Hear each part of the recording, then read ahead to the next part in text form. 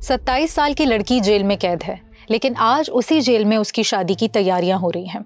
Lady constable लड़की के jail का दरवाजा खोलती है, उसी लड़की के कान में खुशखबरी सुनाती है, तुम्हारी अर्जी सुन ली गई है, इजाजत मिल चुकी है, तुम शादी की तैयारी करो।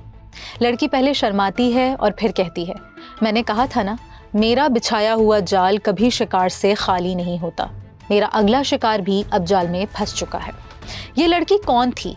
इसने किसको अपने जाल में फंसाया और क्यों? और कितने लोग इस लड़की के जाल में फंस चुके हैं? और उसका होने वाला दुल्हा कौन है? और जेल में शादी क्यों हो रही है? मामला इतना सीधा नहीं है। जेल में रोमांस हुआ और फिर ये रोमांस शादी की सूरत इख्तियार कर गया। हालांकि दुल्हन और दुल्हा दोनों सफाक कातिल हैं। ये कहानी बिल्कुल किसी फिल्म की कहानी जैसी लगती है, जहां जुर्म और मोहब्बत का अजीब मिक्सचर था। जी, हैरान हो गए ना आप भी?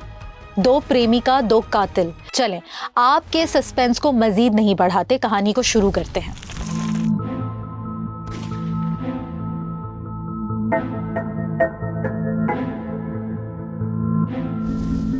प्रिया किसी जमाने में राजस्थान की एक जानी मानी मॉडल आज अपने दोस्त मोहन को कत्ल करने के जुर्म में राजस्थान के सांगानेर ओपन जेल में उम्र कैद काट रही है। हनुमान प्रसाद राजस्थान की उसी जेल का एक और कैदी। ये भी कोई आम कातिल नहीं था, एक सफाक कातिल जिसने 5 अफराद को बेदर्दी से कत्ल कर दिया। राजस्थान की इस जेल का ये प्रेमी जोड़ा अब मियाँ बीवी बन चुके हैं। इन दोनों ने माजी में किसी तरह जीते जागते इंसानों को मौत की वादी में पहुंचा दिया। इन दोनों मुजरिमों के दरमियान मोहब्बत परवान कैसे चढ़ी, और वो भी जेल में। राजस्थान के सांगानेर ओपन जेल में मामूल की सुबह जेल से कैदियों को मामूल के मुताबिक निकाला जाता है। खवातीन कैदी और मर्द कैदी अलग अलग कतार में हैं। उन सबको जेल ही में मौजूद एक कारखाने में ले जाया जाता है, जहां वो काम करते हैं। जेल में कैद और सजा के साथ साथ कैदियों को स्किल सिखाने का रिवाज बरकरार है। खवातीन कैदियों की कतार में प्रिया भी मौजूद है। दूसरी तरफ मर्दों की कतार में सबसे पीछे हनुमान प्रसाद खड़ा है। दोनों की नजरें मिलती हैं, फिर एक दूसरे को देखकर हेलो हाय करने लगते हैं। यहाँ पर एंट्री होती है खातून कांस्टेबल रेखा की। वो कई दिनों से ये सब कुछ देख रही होती है। वो चीख कर कहती है, ये क्या चक्कर चल रहा है? प्रिया डरते हुए जवाब देती है, सामने खड़ा कैदी मुझे घूर घूर कर देखता है, इशारों इशारों में कुछ कहना चाहता है।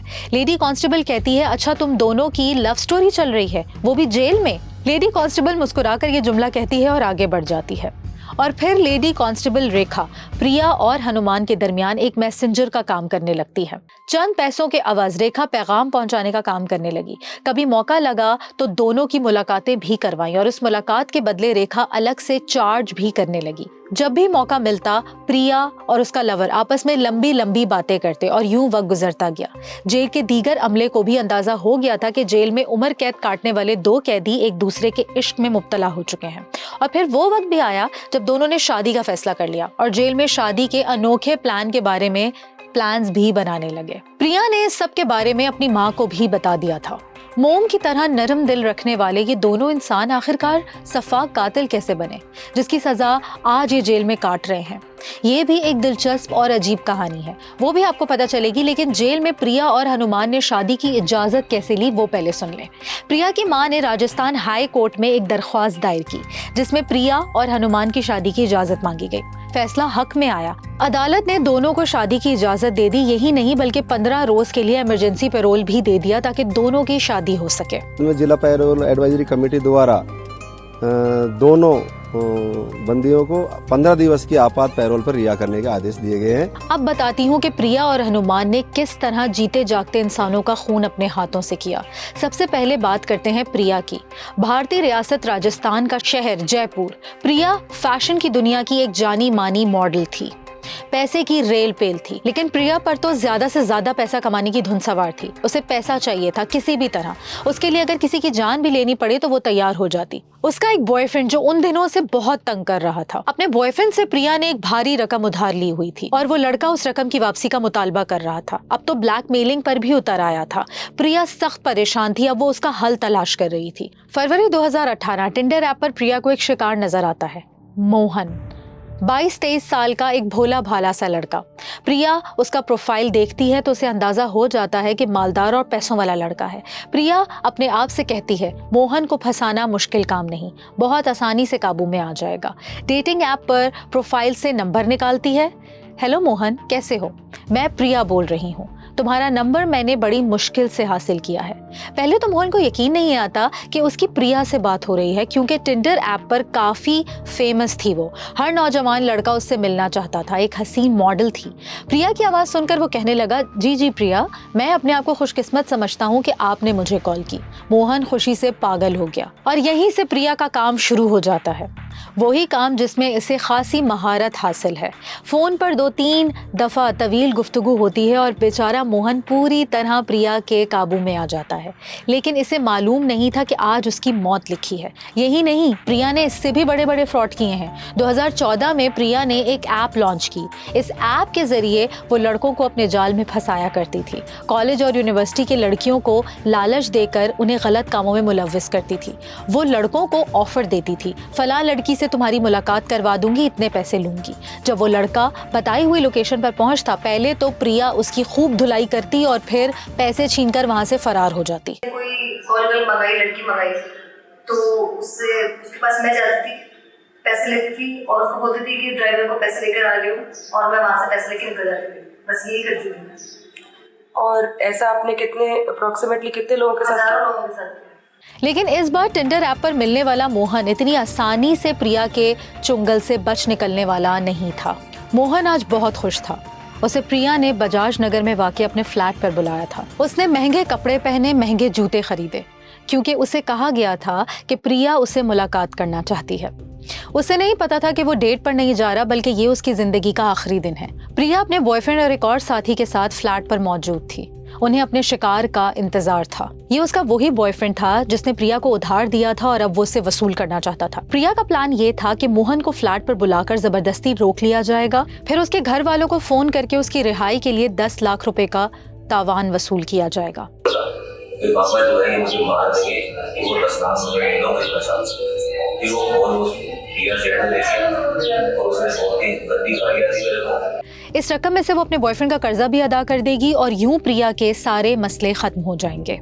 इस कमिटमेंट पर उसका बॉयफ्रेंड और उसका दोस्त राजी हो जाता है। किसी को कत्ल करने का मंसूबा बिल्कुल नहीं था। अब तक तो सब कुछ प्लान के मुताबिक ही चल रहा था।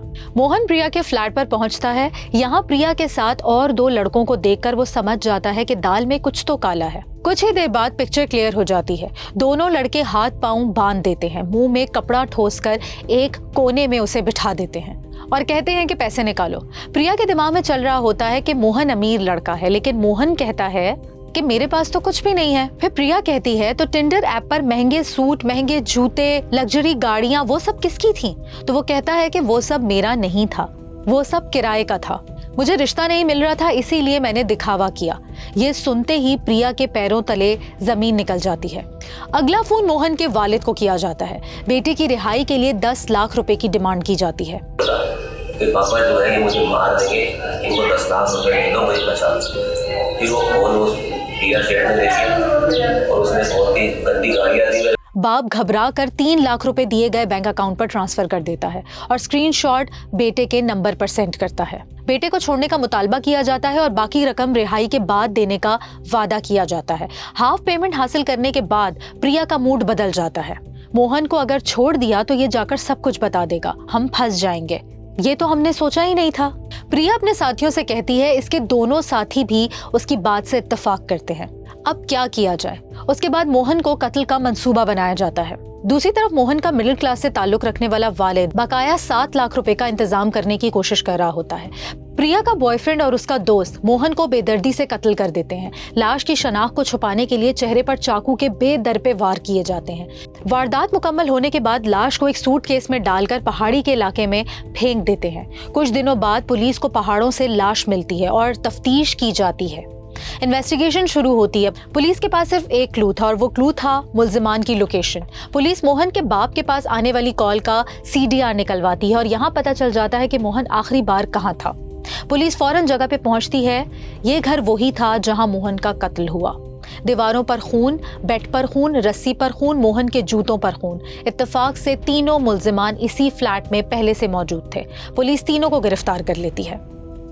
आपने प्रिया की कहानी तो सुन ली, अब जरा हनुमान जिसने प्रिया से जेल में शादी की थी उसकी कहानी सुनते हैं। हनुमान प्रसाद संतोष नामी औरत से मोहब्बत करता था। संतोष पहले से शादीशुदा थी, उसका शौहर जिंदा था और वही उन दोनों के ताल्लुक के दरमियान सबसे बड़ी रुकावट था। उस रुकावट को संतोष ने हटाने के लिए सहारा लिया हनुमान का।